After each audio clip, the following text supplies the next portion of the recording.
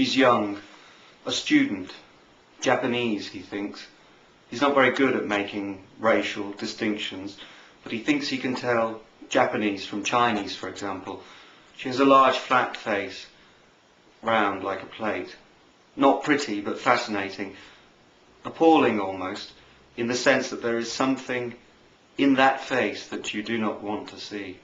A blankness, but also an intensity, a fixity of purpose. Despair.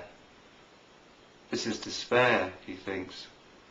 She's hugging the Snoopy ring binder to her chest, covering her breasts, which he guesses are tiny, and it's the Snoopy ring binder that convinces him she's Japanese.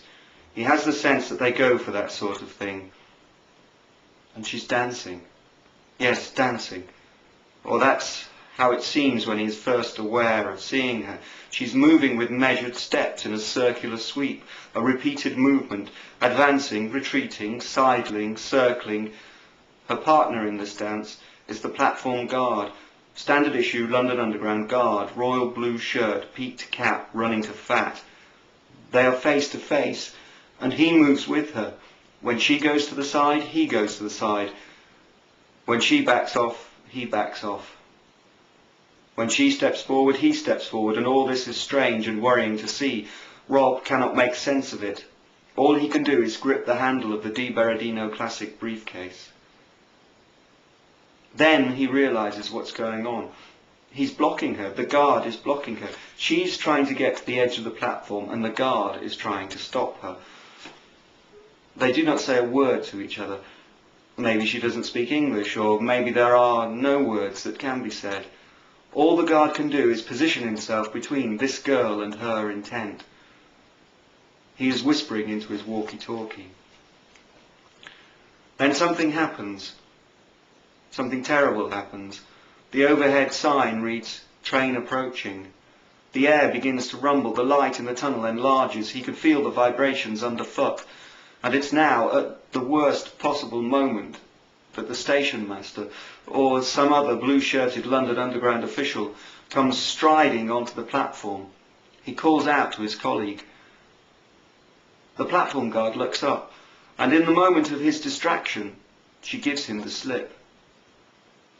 As the train bursts out of the tunnel, she leaps off the edge of the platform, arms and legs akimbo, and Rob is horrified that he has time to think of the word akimbo, a word he has always enjoyed, that it should occur to him now. It is as if she is trying to scatter herself to the ends of the earth, the shape she makes. It is more than akimbo. Akimbo doesn't do it justice. The blunt front of the train, innocently proclaiming Morden via Charing Cross, gathers her up and carries her off without ceremony or resonance, with just a kind of defeated crumpling. He hears, or thinks he hears, over and above the frozen squeal of the brakes, the brisk thud of the collision, the screams around him, something that he takes to be the last breath expelled from her body.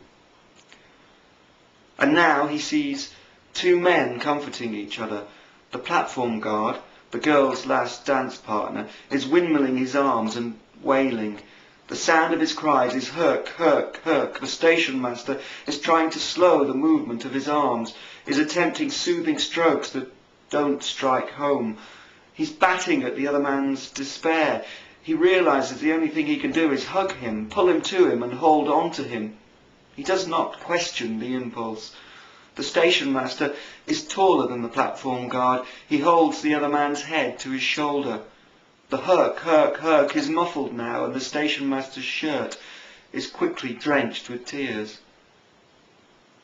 No one else there has that license to choose another, to give and receive comfort. The rest of them, all the others there on that platform, remain only strangers. They look to each other, they search each other's faces, but it cannot go beyond that. And then he sees it. It's there on the platform. She dropped it, the Snoopy ring binder, and in the shrieking chaos Rob feels the need to retrieve it. He would never have guessed that he would do this. Dip onto one knee and in a fluid movement scoop it up. That he would have the presence of mind or the need. The vinyl touch of it There is comfort in the vinyl touch of it. He thinks he understands why she was holding on to it for dear life. It is cushioned and textured, stippled, a texture like skin, only without pores, this skin. It is hermetic, sealed. It has a slight sheen. There is comfort in the touch of it, even in the touch of the rigid moulded seam. The colours comfort.